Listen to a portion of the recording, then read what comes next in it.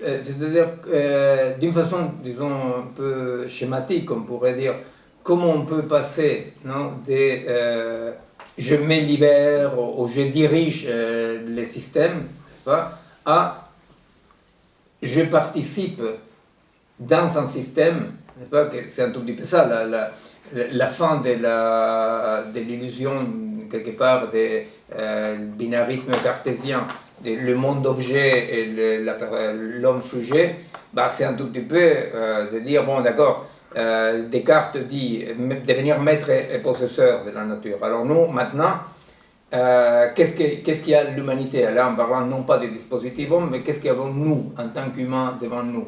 Ben, nous, en tant qu'humains, on découvre avec horreur, dès qu'il y a des engrenages devant nous, qu'il y a des engrenages qui ne sont pas ni maîtrisables, ni polarisables, ni ordonnables, n'est-ce pas? C'est là où je disais, en parlant de philosophe décolonial Rodolphe Couche, quand lui, Rodolphe Couche, il disait, pour parler des noms modernes, il dit l'Indien, parce qu'il travaille sur la culture indienne. Alors, il dit, la différence entre l'Indien et l'homme de la cité, pour dire l'homme moderne, c'est que l'Indien, il craint ses dieux.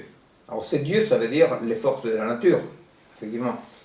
Et en tant que l'homme de la cité, il ne craint que l'homme. C'est-à-dire, il pense que c'est l'homme. N'est-ce pas? C'est-à-dire qu'il y a un homme méchant qu'on peut le remplacer. N'est-ce pas? C'est ça l'optimisme moderne, quelque part. C'est-à-dire, si il y a des hommes qui, par intérêt, oppriment les autres, si nous pouvons vaincre ces hommes-là, on peut arriver à la justice. Mais c'est un optimisme énorme dans le sens d'évancer tous les mécanismes sans intentionnalité, n'est-ce pas, qui participent à la production des engrenages dans lesquels nous sommes pris et broyés, n'est-ce pas? Alors j'ai donné l'exemple, je vous ai conseillé de lire le petit livre de Simone Weil, la philosophe, non, qui s'appelle La Force, dans lequel Simone Weil, je vous racontais la dernière fois, effectivement, elle va prendre la Iliade, elle va expliquer l'Iliade non pas comme des volontés agissantes des humains, mais va expliquer comment la force, ce qu'elle appelle la force, hein, agit à travers les êtres humains. Victor Hugo, dans les 93, il dit pareil, il y a une phrase très belle que je ne me rappelle pas bien, mais il dit l'histoire agit, les hommes signent. C'est-à-dire que les forces de l'histoire agissent, non, et les hommes payent les pots cassés, quoi, non. Effectivement, à l'époque de l'Iliade, Hector et ses amis, si on les disait, mais tu sais que toi tu es une marionnette des forces, ils seraient tout à fait d'accord. À aucun moment, il n'y avait aucun des participants à la guerre de Troie qui pensait être un sujet libre, de libre arbitre, qui était venu là par une adhésion libre. Mais bon, Simone Weil prend ça pour expliquer avec cet exemple-là qu'est-ce que c'est cette force. Et la préoccupation de la Simone Weil, qui est très très précoce, cette préoccupation non, dans le temps, hein, c'est de dire, bon, tout se passerait comme si on passe vers un fonctionnalisme dans lequel il n'y a que des engrenages, n'est-ce pas? Alors, les transhumanismes, etc., avec l'idée que tout est information, que tout est fonctionnement, ne diraient pas autre chose, sans voir les côtés horribles. Au contraire, ils diraient, bon, c'est comme ça, c'est un défend. De l'autre côté, ça serait de dire, bon, s'il y a des engrenages, qu'est-ce qu'on fait? Parce que nous, en tant qu'orphelins de la modernité, nous, on n'est pas armés comme les soi-disant indiens des couches pour négocier avec des forces, vous comprenez? C'est-à-dire, par rapport à des engrenages sans volonté, parce que c'est ça la question, l'engrenage est un engrenage qui n'a pas une antériorité, une intentionnalité, vous voyez, ce sont des engrenages. Et alors, nous n'avons pas, c'est-à-dire c'est tout à fait nouveau pour nous, c'est un des éléments centraux de notre époque, de l'impuissance qu'on expérimente. On sort de la toute-puissance de l'humanisme dans lequel l'homme allait déplacer Dieu, n'est-ce pas? Et tout à coup, on se trouve face à des engrenages qu'on ne peut pas nier. Alors, effectivement, on peut toujours dire, par exemple, avoir une lecture un peu qui ne se trompe pas, mais disons, amputée, qui est l'idée de dire, bon, mais ces engrenages bénéficient certaines personnes. Et il y a certains groupes économiques, et certaines classes sociales qui poussent ces engrenages-là. Ça, c'est vrai. Sauf que c'est une partie de la vérité, parce que la vérité, c'est que les gens qui bénéficient de ces engrenages, les gens qui sont derrière l'engrenage, etc., ils ne maîtrisent pas l'engrenage. Vous comprenez?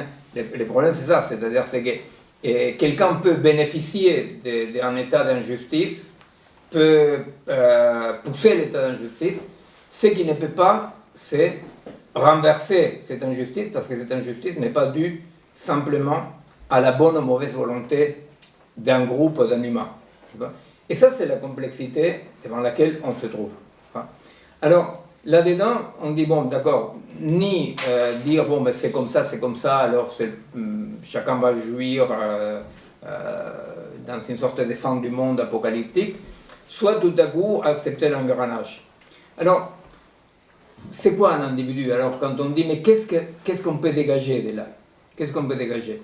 Alors, c'est drôle parce que quand on pense, on dit, oui, non, mais j'existe, je suis là. Non, que c'est un tout petit peu le malaise que certains peuvent sentir quand on lit Foucault, quand on étudie Foucault, qui explique des mécanismes, explique des passages, explique, etc. Mais parfois on peut sentir, peut-être que vous ne sentez pas, mais parfois on peut sentir, non mais, il y a quelqu'un qui est là, vous comprenez? C'est-à-dire, il y a quelque chose comme ça qu'avec les structuralismes, on pouvait sentir ça aussi, et dire, ouais, d'accord, mais sont des structures, ok, mais je suis là. Je pense qu'il faut partir de cette sensation que oui, que ce qui est là, c'est qu'il y a du vivant qui est là. Nous sommes là, n'est-ce pas? Mais cet individu, de quoi est-il fait, n'est-ce pas? Est-ce que cet individu a un mode d'existence indépendamment du dispositif et de l'engrenage? Eh bien ça c'est compliqué. C'est compliqué. Parce que quand on dit moi et on expérimente ma vie en tant qu'individu, bah, il faut demander qu'est-ce qu'il y a dans les sacs, qu'est-ce qu'il y a dans l'espace vectoriel, c'est-à-dire quels sont les vecteurs auxquels tu fais référence quand tu dis moi. À moi personnellement, par exemple, ça m'étonne toujours que quelqu'un quand veut dire qu'est-ce qui va bon, c'est drôle dans les applications de rencontres par exemple, non? C'est intéressant de voir comment il se présente quelqu'un, parce que qu'est-ce que moi, qu'est-ce que je suis? Ah, je fume pas, j'aime la musique, je sais pas, j'aime m'amuser, je sais pas, bon voilà, c'est moi, non? Un peu plus poussé, c'est quoi moi? Ben, qu'est-ce qui recouvre cet ensemble, les vecteurs qui constituent cet ensemble? Et moi, ça me surprend, par exemple, de voir qu'est-ce que tout à coup va être considéré comme personnel et moi. Supposez-vous, il y a beaucoup de couples, en Amérique latine ça ne se fait pas, mais ici en France ça se fait beaucoup, et dans d'autres pays plus. Il y a beaucoup de couples qui vont partager les lits pendant des années, ils ont des enfants, je ne sais pas quoi, mais le compte en banque c'est séparé. Vous voyez? Alors, là il y a une définition d'un moi, vous comprenez? C'est-à-dire, la question c'est de quoi elle est faite cette unité? Vous voyez? De quoi elle est faite cette unité? Quel est le périmètre de ces moi en question? Et la vérité, c'est que ce périmètre, il est fait des pratiques, des processus qui vont dans un côté ou dans l'autre. Et plus ces processus vont vers une vie individuelle, personnelle, bah, plus ils s'éloignent des axes de la vie, qui sont des axes épocaux. C'est-à-dire, ce qui définit la vie, c'est la participation à une époque. Non, que ce soit la participation politique, sociale, de la recherche, artistique, mais effectivement, ce qui va définir une vie, c'est justement les moments où les processus dans lesquels la personne aura réussi à s'éloigner, non, de cette survie pour, comme il dit une chanson, honorer la vie,